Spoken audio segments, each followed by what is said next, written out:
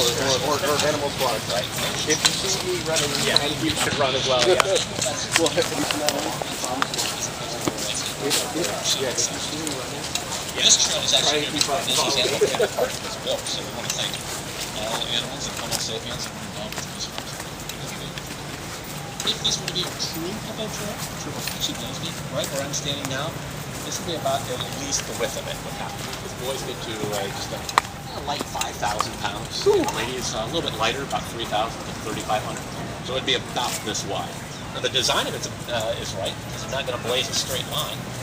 The other big indicator though, if most of the true hippos run, you can definitely see the footprints.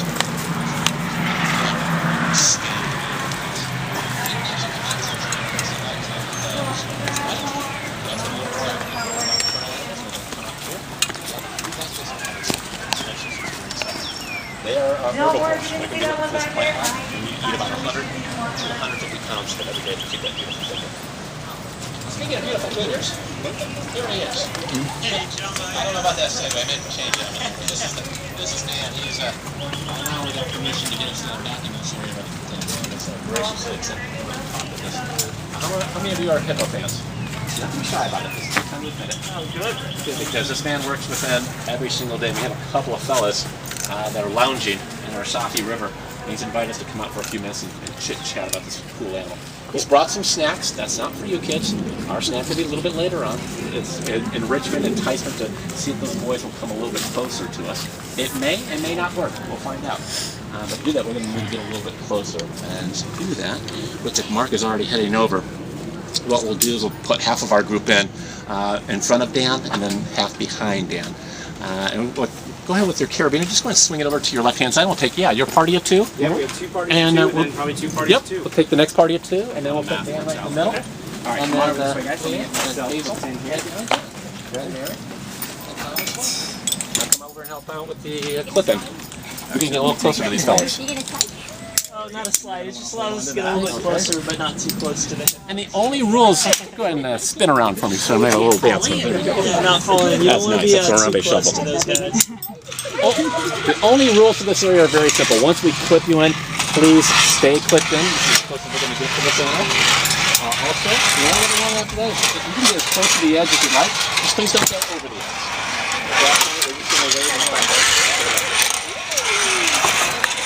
Alright, so we down here, I'll introduce you to some hippos that are on the river today and tell you a little bit of a couple facts about them. But if you have any questions as we're talking, feel free to stop me and ask. So when we're out here doing observations, basically we're looking for any interaction among the two males. And one of them over there on the far left-hand side is Henry, and then Hans is coming around this island here. So we're seeing any interaction among them. Are we seeing any sense of dominance, submission, aggression? Are we seeing any territorial markings or vocalizations towards one another? And then we're finally checking out their physical body condition. Do they have any nicks, cuts, or scrapes that they did not have yesterday? So this hippo coming right in front of us is Hans.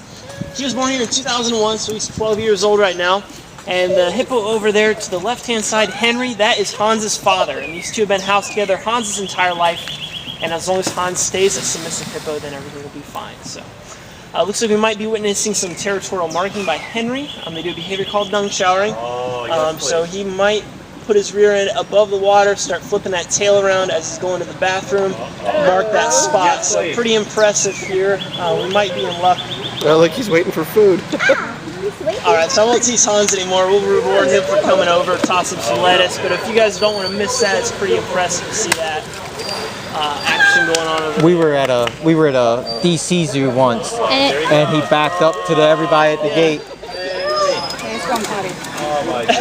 and people scattered real quick when we knew what was going on. We backed up, but it covered like the whole first 2 rows. Yeah, they do. They definitely do that a lot, especially the boys. They like to mark their territories and just kind of signal each other that more dominant animal usually does more territorial marking than the submissive one. So Henry over there is still dominant over Hans. And like I said, we're hoping that continues for a very long time. Sure.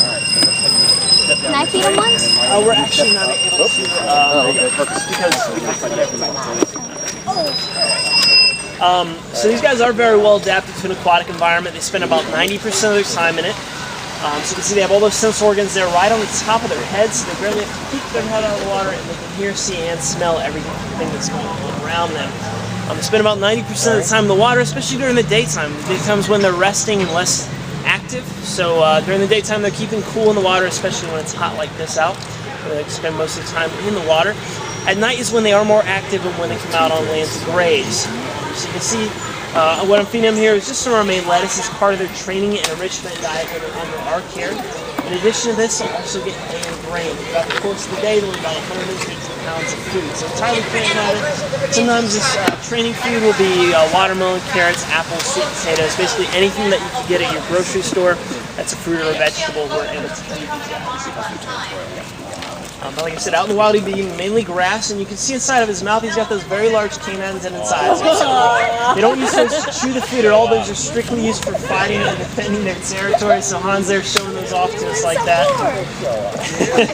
They have molars in the back of their mouth that they use to grind up the food. So if he were to open his mouth all the way open, he can open it about 150 degrees. So if they were opening it all the way open, he'd be able to show you off the molars as well. But that was just a little bit of begging behavior. He wanted another piece of lettuce tossed near him. Typically that is a threat display towards other hippos. If they open their mouths all the way, they'll start thrashing their head around. And it's just kind of a warning sign of bluff display, saying, look at me, I'm really tough.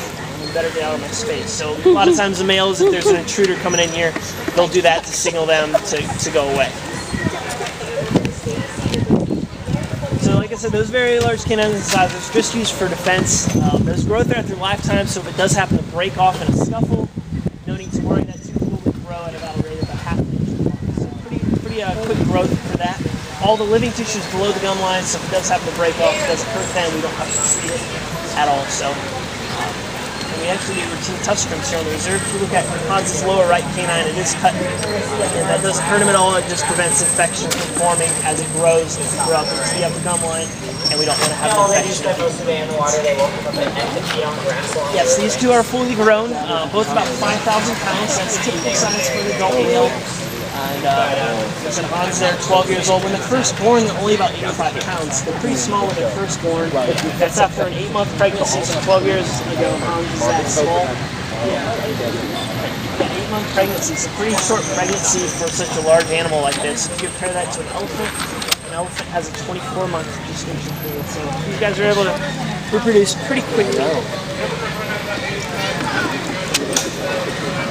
When they are that small, when they're only about 85 pounds, they do have a couple of predators. They have Nile crocodiles, lions, and hyenas, but a hippo this size doesn't have any natural predators. The only threat they have to worry about is humans. And unfortunately, humans do poach them for those teeth. The teeth are made out of ivory, just like an elephant's tusk, so unfortunately they are poached for that. You guys can do your part in refraining from buying ivory products, and that will prevent the demand from it, and hopefully lessen the likelihood that animals like this will be killed.